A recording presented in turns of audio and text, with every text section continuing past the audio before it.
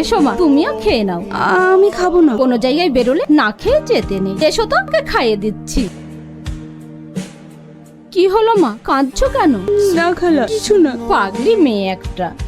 Sorry. হঠাৎ sorry কেন? আমি আপনাকে অনেক খারাপ কথা শুনিয়েছি, না জেনে আপনাকে অনেক খারাপ মানুষ ভেবেছিলাম। এতে আবার সরি বলার কি আছে? আপনি মেয়েদেরকে বিশ্বাস করেন না কেন? আরে না না, সেরকম কিছু না।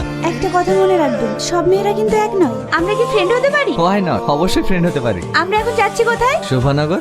শোভানগর কেন? আপনিই তো তখন বললেন ছেলেটার বাড়ি নাকি শোভানগরে। আমি কি বোকা দেখুন, আপনাকে বলে আমি নিজেই ভুলে গেছি। কি হলো? কি জানি হঠাৎ করে কি হলো, আমি দেখছি। তাহলে এখন কি হবে? কি হবে আবার? মঞ্জলিকে এসে আমাদের পাহারা দেবে। কাকে ফোন করছো? রাহুলকে। আমি তো ভুলেই গেছিলাম, আমি তো অন্যের ভুল। আমি যতই দেখি না কেন, লাটাই তো অন্যের হাত। দাঁড়ান ভাই, দাঁড়ান দাঁড়ান দাঁড়ান, আমাদের গাড়িটা খারাপ হয়ে গেছে। আশেপাশে কোনো গ্যারেজ পাওয়া যাবে? না ভাই, এত রাতে এখানে কোনো গ্যারেজ পাবেন না। তাছাড়া এখন সব বন্ধ হয়ে গেছে, ডাকলেও কোনো মিস্ত্রি আসবে না। তাহলে এখানে থাকার মতো কোনো হোটেল পাওয়া যাবে?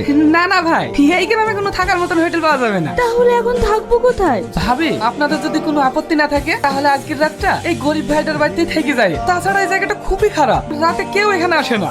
কিন্তু গাড়িটা? আরে ও নিয়ে আপনারা চিন্তা করেন না, কাল সকালেই আমি মিস্ত্রিটাকে সারিয়ে নেবো। ভাবি, হ্যাঁ আসেন আসেন। কই গো, দেখো আমি কাদেরকে নিয়ে এসেছি। আমি তো ঠিক চিনতে পারলাম না। তুমি চিনবা কি করি? ভাইদের বাড়ি কলকাতায়, এইখানে গাড়ি খারাপ হয়ে গেছে, তাই আজকে রাতটা থাকার লেগে হোটেল খুঁজছিল। এইখানে হোটেল কোথায় পাবে, তাই আজকে রাতটা থাকার লেগে আমার বাড়িতেই নিয়ে আসলাম। খুব ভালো করেছো, আসেন বোন, ভিতরে আসেন। ভাই নতুন বিয়ে করেছেন নাকি? মানে? ভাবি কিন্তু সেই দেখতে। আসেন ভাই আসেন, ভিতরে আসেন। তুমি বিছানাটা ঠিক করে দাও। ভাই ভাবি আজ ঘরে শো, আমরাই বাইরে শুছি। ঠিক আছে। না না, কোনো সমস্যা নেই, আমরাই বাইরে থাকছি। তাই বললো হয়? আপনারা নতুন বিয়ে করেছেন, আপনারাই ভিতরে থাকুন, আমরাই বাইরে শুছি।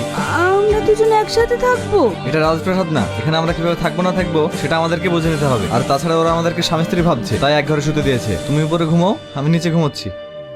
ভাই আপনাদের কোনো চিন্তা নাই, আপনারা ঘুম থেকে ওঠার আগে আমি মিস্ত্রিটাকে গাড়ি সারিয়ে নিয়েছি। তাই নাকি? হ্যাঁ ভাই, আপনারা অনেক ভালো মানুষ, আপনাদেরকে যে কিভাবে ধন্যবাদ জানাবো আমি ভেবেই পাচ্ছি না। আপনাদের মতন মানুষ যে আমাদের এই গরিব বাড়িতে থাকলেন, এতেই আমি খুশি।